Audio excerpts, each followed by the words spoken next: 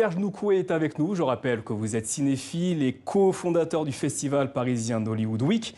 Première question, être sélectionné à Cannes, c'est une consécration pour un film africain ? Bien entendu, je pense que Cannes reste aujourd'hui un peu le plus grand festival de cinéma au monde. En tout cas, il appartient avec des festivals comme Toronto, Venise et Berlin à cette catégorie des festivals les plus importants. Donc en tant que réalisateur africain, c'est sûr qu'être sélectionné à Cannes, c'est une consécration. Mais peu de films venus d'Afrique sont sélectionnés dans les festivals mondiaux. Comment expliquez-vous cela ?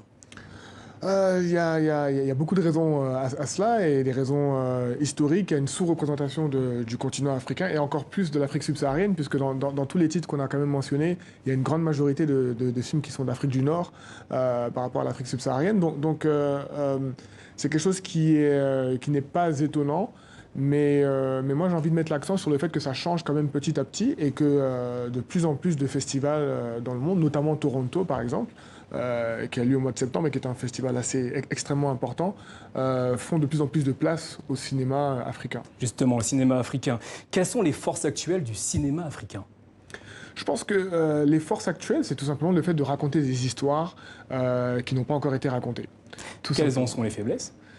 Les faiblesses, elles sont nombreuses. Il y a un manque de formation sur le continent. Il n'y a pas suffisamment de formation technique, ni de formation à l'écriture, formation à l'actorat également. Donc il y a beaucoup de faiblesses qui sont liées au manque d'infrastructures et au fait que le cinéma n'est pas aussi ancré dans nos cultures que le cinéma peut l'être en Europe, par exemple. Les pays du continent produisent une quantité importante de films. Avec une telle production, la qualité est-elle au rendez-vous ? Alors, c'est sûr que c'est un débat qualité et quantité qui est extrêmement important, mais on se rend compte que la qualité vient en produisant, vient en faisant. Et donc, c'est important, effectivement, de produire de plus en plus de films. C'est important que les réalisateurs en herbe, les producteurs, etc., puissent produire afin que la qualité puisse émerger dans un second temps. Est-ce qu'on peut dire qu'il y a un ratio de 80-20 avec 20% de films de qualité et 80 films de moins bonne qualité en raison des moyens sur place ? Je pense que oui, mais je pense que ça, c'est quelque chose qui s'applique aussi finalement à l'ensemble des cinémas du monde. C'est-à-dire qu'on soit au niveau du cinéma français, au niveau du cinéma américain, les grands films restent toujours une minorité et la médiocrité, quelque part, est un peu légion. Quels seraient les moyens, selon vous, pour remédier à cela ? Encore une fois, c'est la formation qui est vraiment le maillon faible sur le continent. Mais ce qui est important aussi, c'est il faut développer les imaginaires. Il faut se rendre compte qu'on a beaucoup d'histoires à raconter et il faut les raconter sans complexe. Il faut oser, tout simplement, parce que trop souvent, on cherche à rentrer dans un carcan et ce carcan limite plus qu'autre chose. Qu'en est-il de Nollywood ?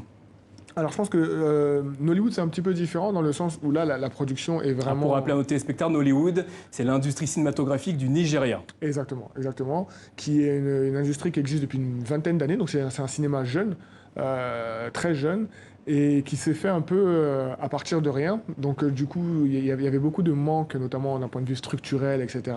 Et aujourd'hui, il y a une émergence de talents qui est assez importante et qui commence à obtenir une reconnaissance mondiale. Donc Nollywood est sur la bonne voie, de manière générale. Mais il y a encore beaucoup de défis à relever également à ce niveau-là. Selon vous, quels sont les prochains défis pour les industries du cinéma en Afrique ? De prendre la place qui est celle de l'Afrique, tout simplement. C'est-à-dire que dans le cinéma, comme dans d'autres domaines, l'Afrique est pour l'instant un petit peu marginalisée et un peu à l'écart.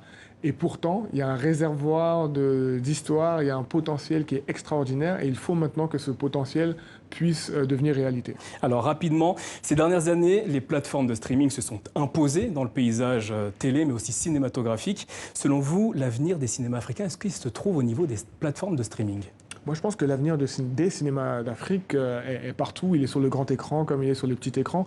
Maintenant, c'est sûr que les plateformes de streaming apportent quelque chose en plus, puisqu'elles apportent des revenus en plus, notamment pour les producteurs, qui peuvent être ensuite réinvestis dans la production. Donc, c'est quelque chose de très positif. Mais il ne faut pas se focaliser uniquement sur le streaming. C'est important de développer les salles.